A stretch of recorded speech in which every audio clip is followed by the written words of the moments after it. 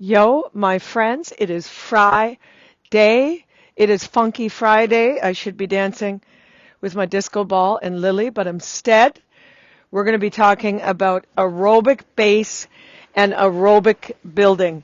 Now, there's always a little bit of noise around here because I live on a farm, but that's all good because you're getting nature.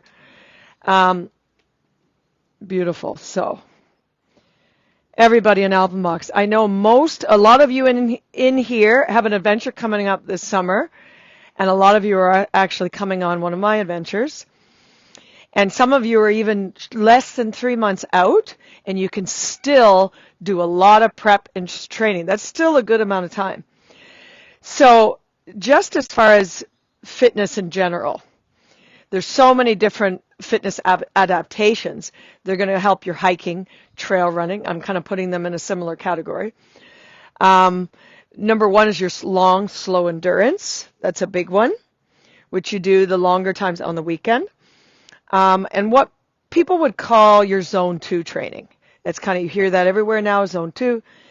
And in your aerobic capacity, so there's a pretty good range there in zone 2, where you can talk, but you're challenged. You can tell you're working out, not the distance where, you're not breathing heavy. That's that's zone 1. So we're working primarily in your aerobic cardio training for hiking is in the aerobic zone 2. And how do you know you're in that zone 2? Well, I'm not a big heart rate person, technical person. I like to go by feel. I go by a scale. I know my body. Although the heart rate and all the detailed stuff is fantastic to get your specific, and going by your specific heart rate, your specific threshold or your max that has been tested. But if we're going general here, so I'm going general, it's always better to go specific to do an actual test where you're testing your aerobic threshold. Now you can do that by choosing maybe a distance of like 5K or a 30-minute run where you're really warmed up. It's like you build up, warmed up, and then you go and you're able to sustain it, but you're at your threshold that time. So when you're doing that threshold, this is if you want to get your true one. Whatever your heart rate stays at that threshold, the aerobic zone is about 80% of that. Okay? So that 5K run would be an example, 4 or 5K push. That's in that zone to test your threshold, like tempo training. Another way of doing it generally, finding your zone, aerobic zone 2, to get the best results is 180 minus your age. So 180 minus your age. If you've had some, heart issues or different health issues, you would minus an extra 5 from that. If you're very fit, you're an athlete, you're so experienced, you would plus 5, okay, on that zone. So for me, it says for me about 136 is my aerobic zone. That's the higher end of my aerobic zone. And that would be about right because I have a low resting heart rate. So it would be challenging on a long run to keep it up there. I can tend to have a lower heart rate. So I minus 10, and that's my range. So if I'm 136, so I go 180 minus my age, 52. So that is, what's my math? 128. But I'm adding another 5. So it's about 133. So mine is, if my math is off, I can't think on math now. So my range, I have calculated before, is about 125 to 135. Okay, with all of that in there. That's my kind of aerobic range. I know by feel, right? Some people stick to the heart rate, right? But if you don't want in the schnicky-schnacky, just tell in your body. I can tell when I'm at like between a 6 and 7 out of 10.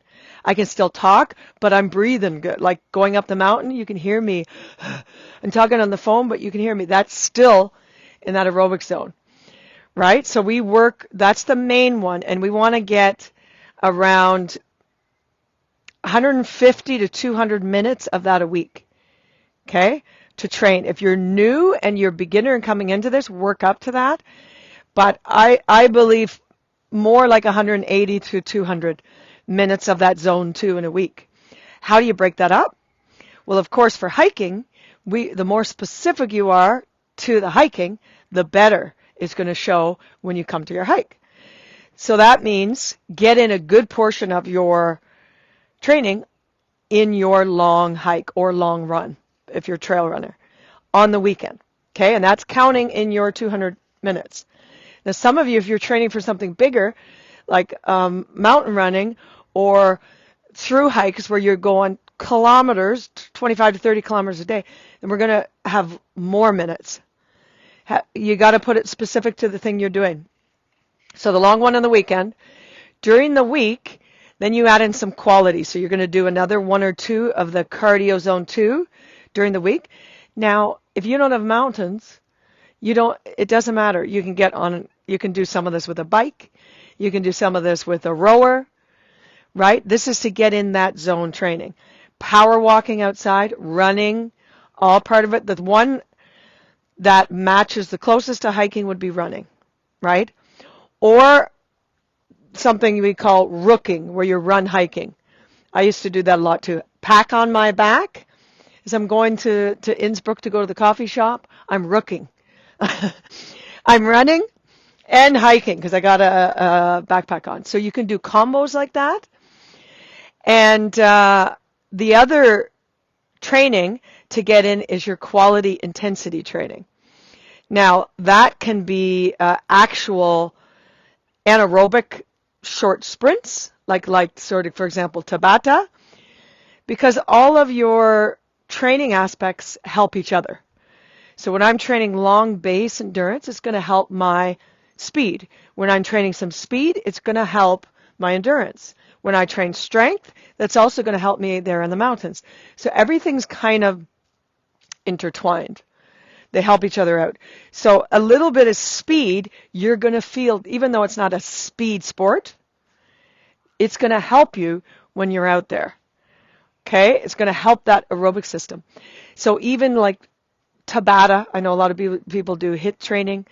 You can even do Tabata with 10 seconds on, 20 seconds off. That's true lactate test anaerobic. When it's short, boom, and like 10 to 30 second burst. But that's not our focus in hiking. That's not our focus, but you can do that to, pep up your training.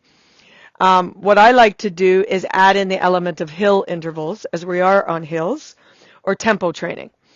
And that's at your threshold training. So what I like to do for that is have 1 day a week where it's focused on intensity. And what I choose to do varies, and it varies on the phase you're in training, right? So as it's getting closer to spring, I'm going to have a day where I'm doing a shorter mountain route, and it's a shorter, not as many meters, and not as many kilometers, and I'm going to warm up and then I'm going to power through it. That's my tempo, 1 day a week. Or I'm going to get some flat running and do my intervals, okay? The body's going to remember it, and it's going to take it to the mountains with you when you have tough times in the mountain. Because I believe those interval workouts, too, are amazing mental training. The long runs and the interval workouts, because they're tougher to do. And that toughness and resilience comes back to you in the mountains. When you're in bad weather, maybe it's cold, maybe it's getting steeper, and maybe you're hungry, and you remember, okay, I felt like that. The body remembers, right? And it clicks in, that toughness in the mountains. Okay, these are all parts of it. But the main thing I'm focusing on is this aerobic zone 2. So we want to make sure you're getting the minutes in, especially if you're going to go on a week-long hike. Minimum 180 to 200 minutes. And then your muscular strength that you build in more earlier in the phase. That's low reps, high amount of weight. And then eventually muscular endurance. So that's doing your squats, your lunges, anywhere up to 12 to 20 and more, right? That's more in the muscular endurance range. What do we need in hiking? Muscular endurance. Do we need strength? Well, the strength is going to help us at times for sure. We need power as well. At times, we got the pack. We need to quickly react or push off. We need the mobility, all these different fitness elements. And so there's so many elements that's going to help your hike. Aerobic zone 2 is the main one I'm focusing on today, making sure you're getting in your 180 to 200 minutes and dividing it between regular steady run or some form of cardio and interval and your long run on the weekend. Those are all part of the zone 2. Even though you got interval in there, parts of it will be zone 2. Okay?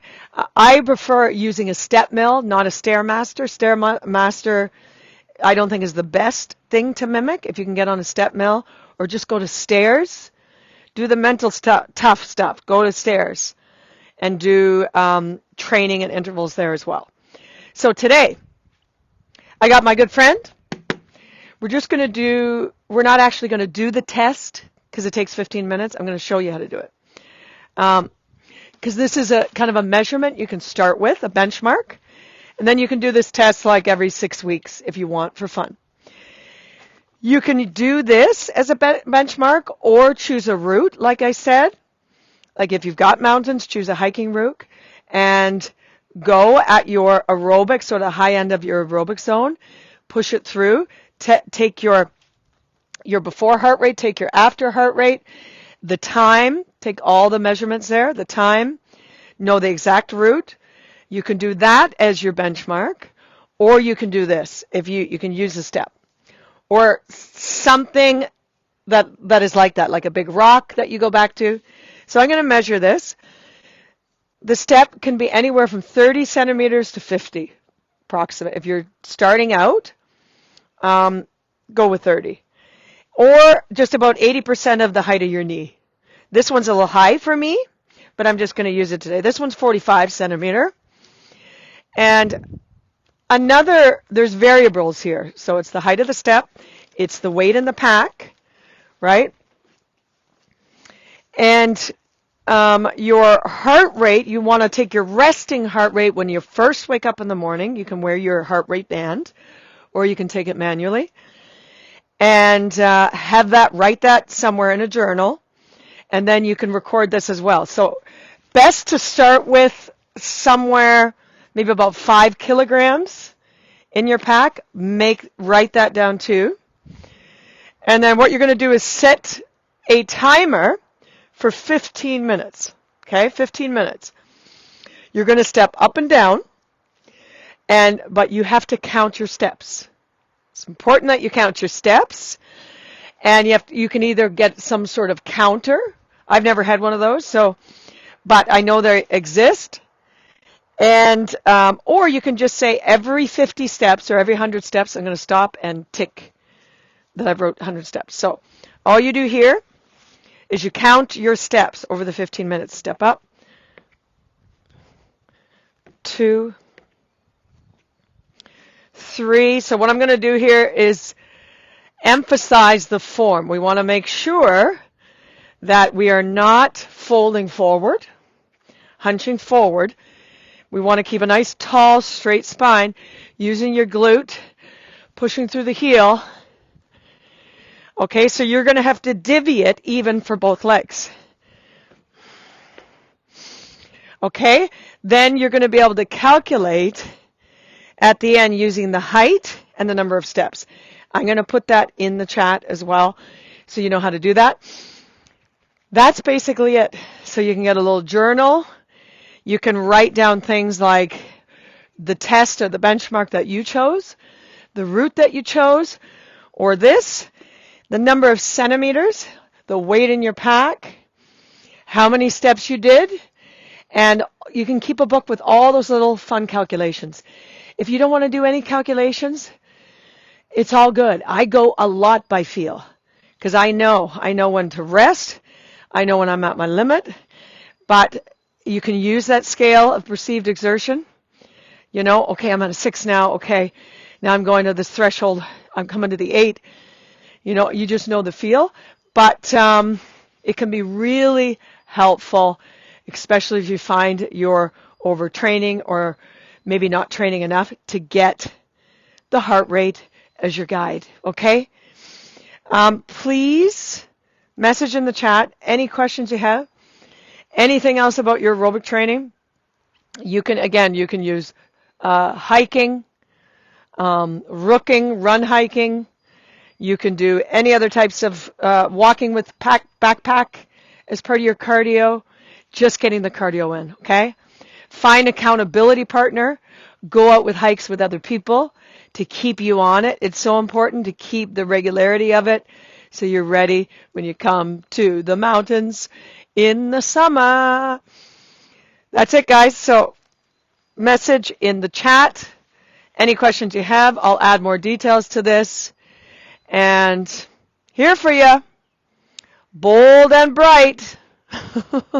Happy Funky Friday, guys. Remember to embrace the curiosity. Get curious about this magic miracle called your body.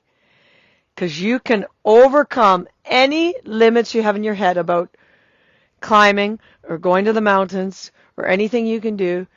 You can definitely overcome it. And part of that is putting in the training, because it gets you mentally ready, knowing you've done it all.